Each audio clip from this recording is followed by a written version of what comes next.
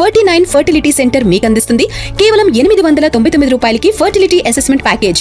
నిరుపేదల ఇంటి కల సాకారం చేసే క్రమంలో తెలంగాణ ప్రభుత్వం మరో కీలక నిర్ణయం తీసుకుంది. ప్రస్తుతం డబుల్ బెడ్రూమ్ ఇళ్ల నిర్మాణ బాధ్యతలు ఇప్పటి వరకు వివిధ ప్రభుత్వ ఇంజనీరింగ్ విభాగాల ఆధ్వర్యంలో సాగుతున్న విషయం తెలిసిందే. అయితే ఇకపై ఈ బాధ్యతలను ఒకే గొడుగు కిందకు తీసుకొచ్చింది.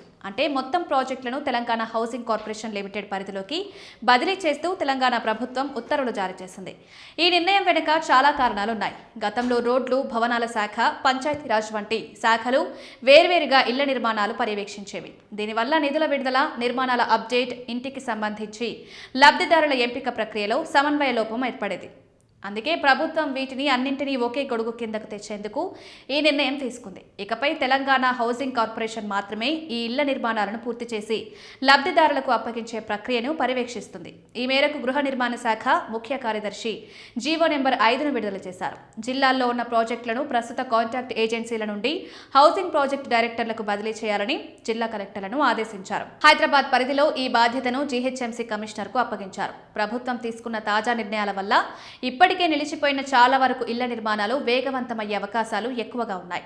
నిర్మాణం చివరి దశలో ఉండి చిన్న చిన్న పనుల వల్ల ఆగిపోయిన ఇళ్లకు వెంటనే నిధులు విడుదల చేసి పూర్తి చేయడంపై హౌసింగ్ కార్పొరేషన్ దృష్టి సారిస్తుంది. ఇళ్ల కేటాయింపులో గతేడాది మార్చిలో విడుదల చేసిన మార్గదర్శకాలను ఖచ్చితంగా పాటించాలని ప్రభుత్వం స్పష్టం చేసింది.